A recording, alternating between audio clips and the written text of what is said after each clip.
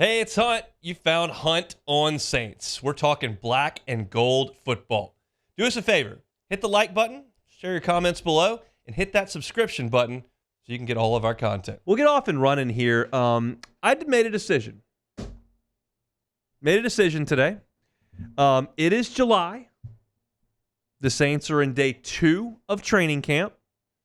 And I'm going to have a positive segment on the Saints here today.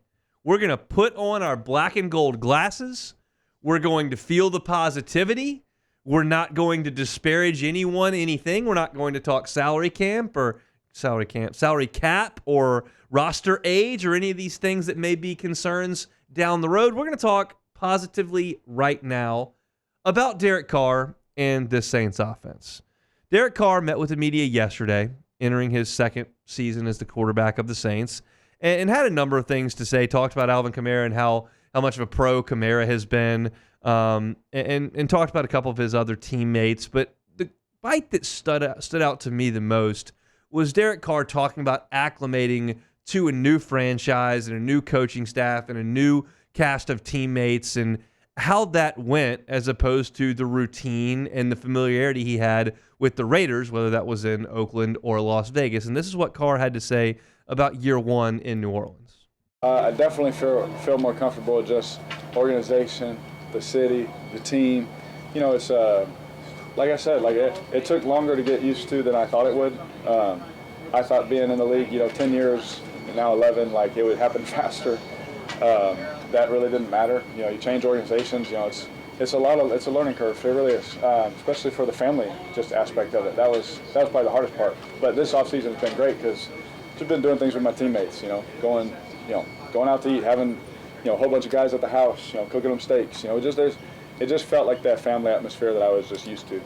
And they did a great job. The guys did a great job of just opening their arms and helping me get through that process last year. But this year was just, I don't want to say it's easy, but it was just more comfortable for sure. I get that. Do I think the fact that Derek Carr didn't cook steaks for his teammates enough and his kids didn't have a ton of friends or actually know what street they lived on last summer, do I think that cost the Saints 3 wins last year? I don't think it cost the Saints 3 wins. I don't think that's some sort of panacea that you would throw over everything here.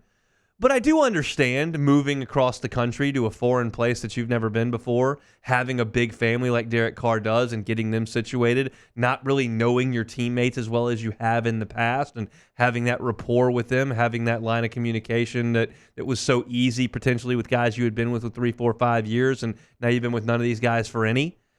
I understand that.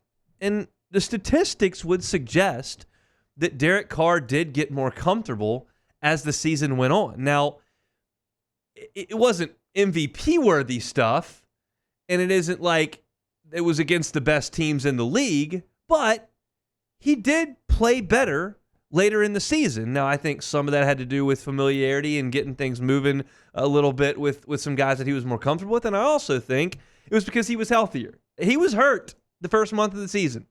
He was hurt. And finally, they sat him down and said, you can't play. He was just too banged up to go out there. And he got back more quickly than we thought, quite honestly. And Jameis Winston's time was very, very short-lived there. But he was hurt and trying to play through it. When he got healthier the last 5 games, it started on December the 10th. They played Carolina in the Dome. They played the Giants in the Dome. They went to L.A. They went to Tampa, and then they hosted Atlanta. Those were the last 5 games they played. In those 5 games, he completed 74% of his passes. He threw for 223 yards per game, which isn't a ton, but he was efficient in his passing. He threw 14 touchdown passes and only 2 interceptions.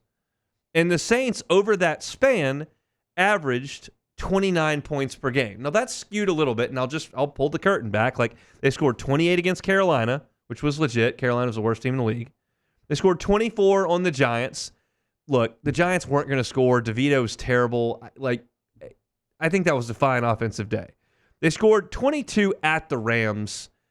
That game, they were behind. I think a lot of it may have been empty yards, some empty points, but they did score 22 points.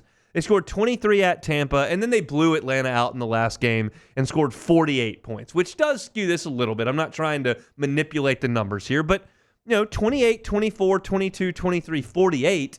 When you consider what the Saints have been on defense for the last 5-6 years under Dennis Allen, that's going to win you a lot of games. And so if you look at those statistics, 74% completion, 14 touchdowns, 2 picks, 29 points per game, 74% completion would have led the NFL. I'm not suggesting you can take it in 1 month and extrapolate it out for 17 games and voila, you have it, but that would have led the NFL in completion percentage.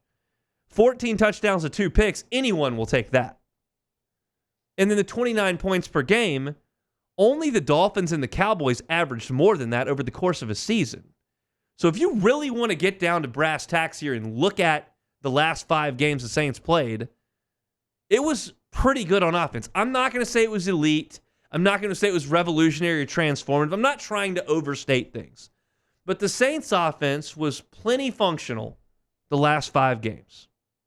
You beat Carolina. You beat the Giants. You blew out Atlanta. You didn't play well enough to beat the Rams, and Tampa is what it was. But it was not terrible, those last 5 games. Derek Carr, while you look at these rankings that have the Saints quarterback ranking at 28th or 29th, I don't buy that. And I have consistently said that on this show when those rankings come out. One had J.J. McCarthy ranked ahead of Derek Carr. Give me a freaking break. No shot. I see Anthony Richardson routinely put above Derek Carr. No. I'm not putting Derek Carr in the conversation with Mahomes and Burrow and Allen, even Rodgers, even though we missed him last year. He's not that guy.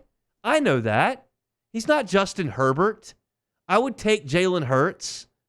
Dak Prescott's been more productive. Sure, there are plenty of quarterbacks that I would take over Derek Carr. But he's firmly middle of the pack.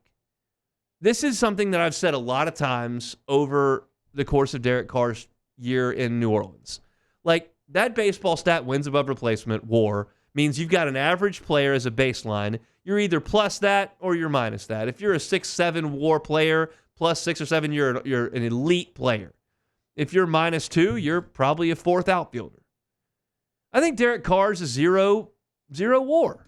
He's the baseline for the NFL. There are going to be in a given year 10 guys a lot worse than him. There are going to be 10 guys that are better than him. But the Saints aren't trying to win by rolling up 38 points per game like they did when Drew Brees was the quarterback. If you're trying to paint pie in the sky, sunshine and roses pictures for this Saints team, and how did they win 10 games? The defense is probably top 7 in the league, and the offense is probably 15th. That's how they would do this. And if we're being honest with ourselves, Derek Carr, in the right offense, if the offensive line comes together and Kendre Miller stays healthy and Alvin Kamara finds a little resurgence and you find a third quarterback and Juwan Johnson comes back, it's a lot of ifs, but they could be the 15th best offense in the league. That is doable. And there's proof in New Orleans that Derek Carr 8 months ago did this. And before you suggest, Carolina's the worst team in the league, the Giants are a complete disaster, Atlanta's a dumpster fire, they had quit by that point, the coach got fired, Tampa's not any good anyway. They got a lot of those teams on the schedule this year too. So there is reason to find some optimism. This is it.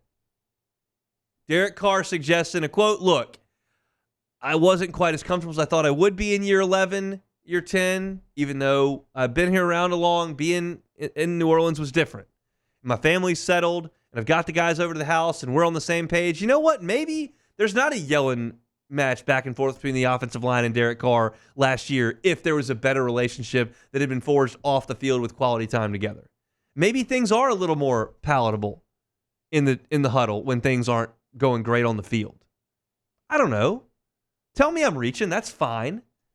But I'm not making these numbers up. They are what they are. I think Derek Carr is fine. He's fine. They've just got to do everything around him to elevate the offense as a whole. All right, Jordan, you've listened to me go on for 10 minutes now. You're not the biggest Derek Carr supporter in the land. How do we feel about the fact that his last 5 games were better? He's healthy now. Maybe the Saints offense will be better. You know, we're trying to stay positive, right? You know, when we walked in, was like, we know we're going to be positive today about Derek Carr. So I'm going to try my best to be positive because it's taking everything in me. It's like being allergic to milk and eating ice cream. So this is what lactose intolerance here. You got Carr intolerance. Yeah, I'm a little. It makes my stomach upset. Derek Carr makes my stomach very upset. But I mean, yes, he improved down the stretch. He did play better down the stretch. But you can't also say we was kind of out of it for a little bit. And then he's like, oh well.